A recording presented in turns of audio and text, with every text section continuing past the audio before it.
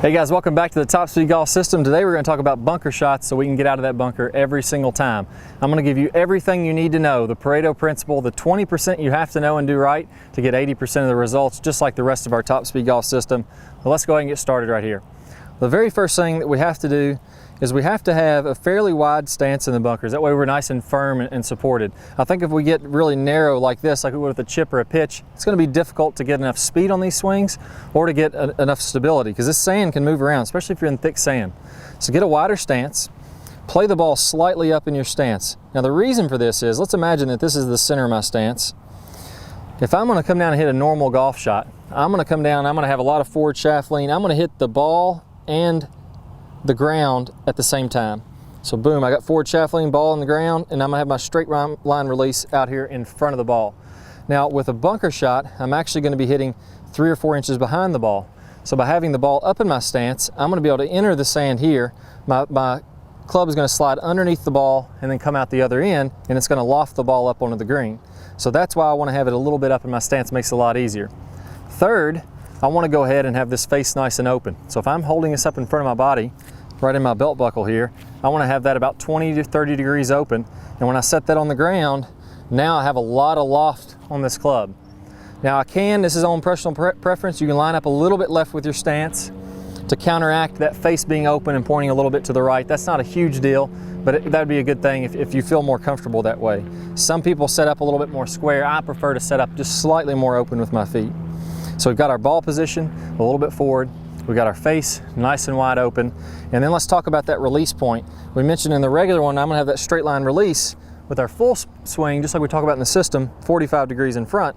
Well here, I'm gonna go ahead and release underneath that ball.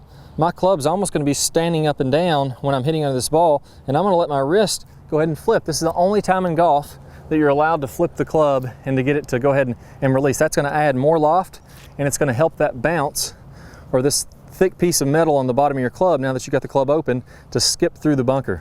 The last thing I want to do, I never want to do this, is to have my leading edge square like that and to have forward shaft lean, because now that leading edge, very sharp, is going to dig down into the sand, and I'm going to bury this club in the bunker like that. See how much that dug down in? Look how deep that hole is. And that's very easy from that type of a swing to hit and for that ball to go nowhere, because my club is digging down in the ground. So I got to have the face open.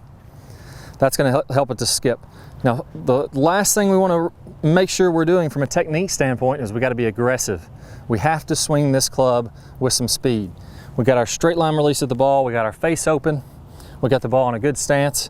Now we got to swing with some authority. That one I pulled a few feet, not the best bunker shot in the world, but I got it out, and I'm probably got a 7-8 foot or something like that to the hole from a 40 foot bunker shot.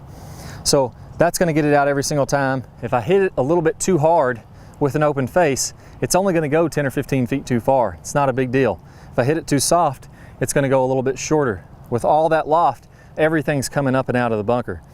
If I have a hard pan bunker, that would be the only exception. If it's rained a lot, there's really not much sand in there, it's very hard. If I open the face and I expose this flange to that hard packed sand, it could tend to skip off the sand. I could hit it thin. That's why that's really hard shots. I still want you to open the face a little bit for those. Try to hit down even more. That way you really get underneath that ball, even in a hard packed sand. So let's try out a couple more, and I'll just kind of recap again what we're doing. Ball a little bit up in the stance, face 20 to 30 degrees open. I'm gonna have my stance a little bit open if you want to. I'm releasing that club underneath the ball, hitting nice and aggressive shots. There we go, that one was really good. That one landed right by the cup, probably 3-4 feet past the hole after it rolled out. So finally, we're going to do a little bit of a game here.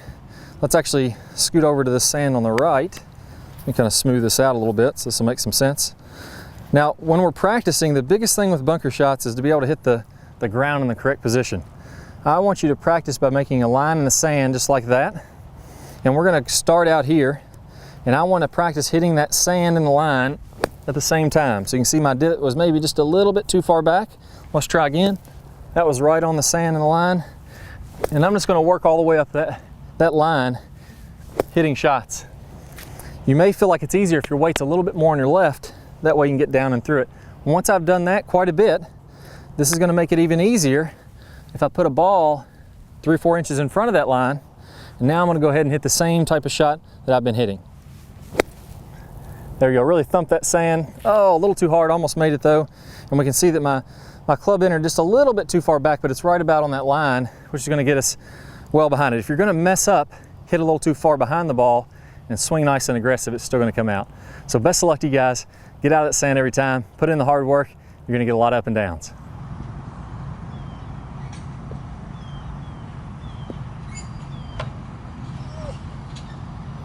All right guys, hope y'all really enjoyed this video. If you did, I got an awesome bonus for you.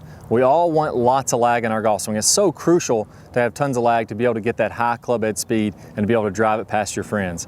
I'm gonna play a preview from one of my most important golf lag videos. If you're on a desktop device, you can go ahead and click the link that pops up on your screen. If you're on a phone or a tablet, you go ahead and click the iCard and you're gonna get instant access to that video. Plus, you're gonna get instant access to 5 videos from our Top Speed Golf system. Good luck to you guys. Go out there and rip the ball. Hi guys, and welcome back. I'm Clay Ballard, and in today's video we're going to talk about one of the absolute worst drills for creating lag. It's a very common drill that I see, and in this drill what we're going to do is we're going to set the wrist very early to create an angle of lag, and then we're going to try to hold this throughout the swing. It's one of the worst things that you can do to build lag. I'm going to talk about the science behind why this is the case, and I'm also going to give you a great drill to help you improve your lag, all in this video. Let's go ahead and get started. If I do it this way versus holding that position, exact same thing happens when we're building lag in the golf swing. So what we want to do is throughout the swing, I want to have a very low and wide takeaway. So I'm not going to set my wrist early at all. If you look at a lot of the top players, you look at Adam Scott, very wide takeaway, not very much wrist set at all. You look at Rory McIlroy, look at Tiger Woods. All these players are using a wide takeaway and not getting very much wrist set, so that later in the swing, as we start down, we can increase this wrist set, and we're really only going to max out this angle of lag for a split second in the downswing. Okay, so a 3-step drill here. Now, as we get started with this, I want to remind you that the fulcrum in this golf club for getting a massive amount of lag is right at the end of the golf club. This is where I want my hinge point to be.